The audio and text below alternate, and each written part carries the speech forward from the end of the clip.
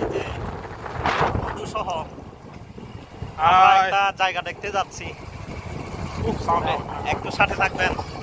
আমাদের জায়গাগুলো কি যে সুন্দর, আমাদের গ্রামের এলাকাগুলো একটু দেখাবো। দেখতে তো পাচ্ছেন চতুর্দিকে ধান্য জমি আর এর মধ্য দিয়ে রাস্তাটা, এই যে পুরো গ্রামের পরিবেশ একেবারে সবুজ শ্যামল ছায়া। মূলত আমার গ্রামগুলো ভালো লাগে। এই যে রোদটাও এমন সুন্দর বলার মতো না। আমরা যাচ্ছি, ভবিষ্যতের একটা প্ল্যান আছে আমাদের, তো এই প্ল্যানটা সাকসেস হয় কিনা একটু দেখতে যাচ্ছি আর কি। তো আমাদের এলাকাগুলো কেমন লাগে আপনাদের একটু জানাবেন। এটা হচ্ছে খাগড়াছড়ি পার্বত্য জেলায় মাইকছড়িতে আর কি। তো আমার কিন্তু এই এলাকাগুলো খুবই ভালো লাগে। যেখানে যাবেন না কেন আপনারা বাগান দেখতে পাবেন, পরিশ্রমী মানুষ দেখতে পাবেন। এখানকার মানুষগুলো কি যে পরিশ্রমী, আপনারা না দেখলে মিস করবেন। এই যে ভুট্টা ক্ষেত, ধানের জমি, এই যে শিশুরা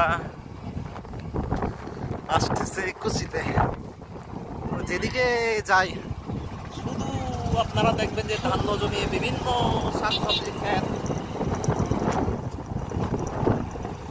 আসলে কৃষক বাঁচলে দেশ বাঁচবে। আর কৃষকরা যদি পরিশ্রমী হয়, নতুন নতুন ফসল ফলায়, তাহলে কিন্তু দেশের অবশ্যই উন্নতি হবে।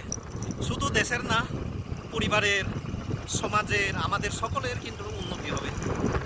শুধু দিকে এই ক্ষেতগুলো দেখলে আমার মন একেবারে খুশিতে ভরে ওঠে আর কি, যে গ্রামের একটা সুন্দর বাড়ি দেখতে পাচ্ছি। গ্রামে এই ধরনের ঘর থাকলে আমার খুবই ভালো লাগে। ফুলের ছাড়া সুন্দর ঘর। তো এখানকার বাচ্চারা কিভাবে লেখাপড়া করে দেখেন, অনেক কষ্ট করে পাইয়ে হেঁটে। আমার একেবারে ঘনিষ্ঠ বন্ধু দেখেন, এই যে আমার পিছনে কত বড় জায়গা আমার বন্ধুর।